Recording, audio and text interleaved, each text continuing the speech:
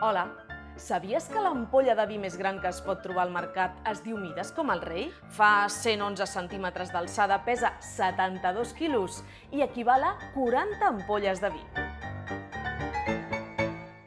Us he preparat un ampollòmetre. Comencem per l'ampolla convencional, la de 75 centilitres. I al costat posarem la seva germana gran, que és el Magnum, fa just el doble. I a partir d'aquí totes les ampolles tenen noms bíblics. La primera, Matusalem, va viure 969 anys. Potser pel drinking? La següent és Salomón.